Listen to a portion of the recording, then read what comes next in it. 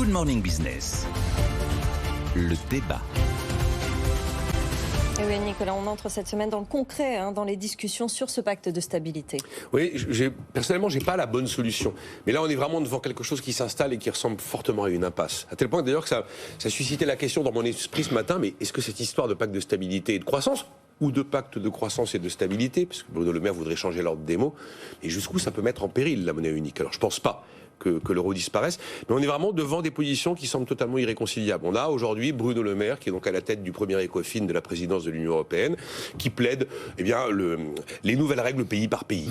Laissons chaque pays fixer ses objectifs, sa politique économique, et donc adopter les règles qui lui conviennent. Et vous avez en face son homologue allemand, son nouveau homologue allemand, Christian Lindner, qui dit on a prouvé que c'était flexible quand les choses n'allaient pas bien. Maintenant, il faut retrouver des marges budgétaires, et moi je tiens absolument à la règle de dette publique. Quand Bruno Le Maire déclare 24 heures avant, la règle de dette publique est obsolète. Qu'est-ce que vous voulez qu'on fasse dans cette situation? Alors on peut comprendre les arguments de ceux qui voudraient du pays par pays.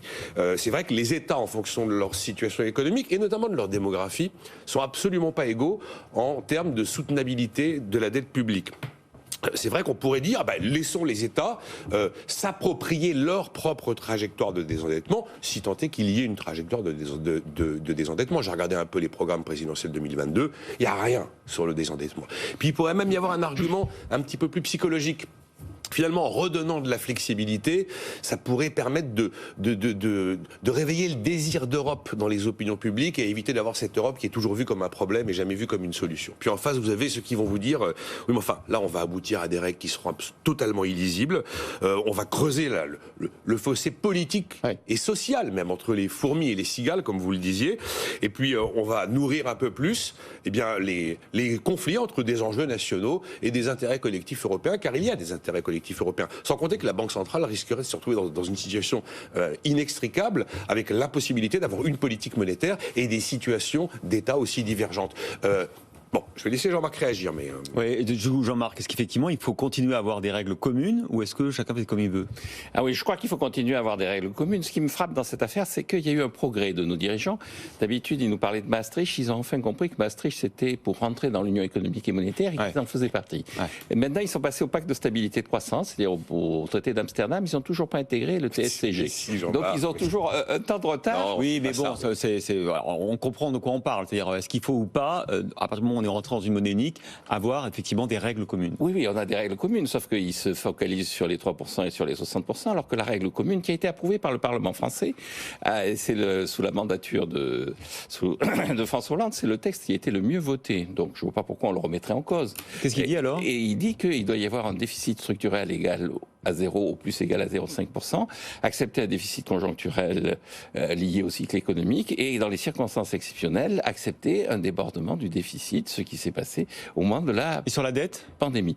Et sur la dette, il dit, l'objectif c'est de redescendre progressivement à 60%, et quand on sera à 60%, à ce moment-là, on aura la capacité... Donc vous dites respectons notre parole. Respectons le traité que nous avons fait voter que nous avons signé, que nous avons fait voter par notre Parlement représentatif des électeurs. Cette genre d'attitude qui consiste encore une fois, alors il faut changer l'ordre des mots. Déjà, Lionel Jospin, au moment où il avait été négocié, avait dit il faut appeler ça le pacte de stabilité, de croissance et d'emploi. Et Tony Blair, son camarade Tony Blair, lui avait dit non, mais moi je veux l'appeler le pacte de stabilité, de croissance, d'emploi et de joie de vivre. Et donc tout le monde avait éclaté de rire. Et donc poignardé par le camarade Tony Blair, dont on a découvert par la suite qu'il n'était pas un vrai socialiste, Jospin avait fait machine à rien. Donc je pense qu'on est passé sur les frigos de 4 pays frugaux à 8 pays frugaux. Je pense que concrètement, ce genre d'attitude a plutôt tendance à déstabiliser l'Europe et à nuire à l'image de la France plutôt qu'à apporter des éléments concrets à un débat qui a déjà eu lieu. Le traité a été voté par les Français. Ça promet, Christophe, ce débat. Merci beaucoup, messieurs.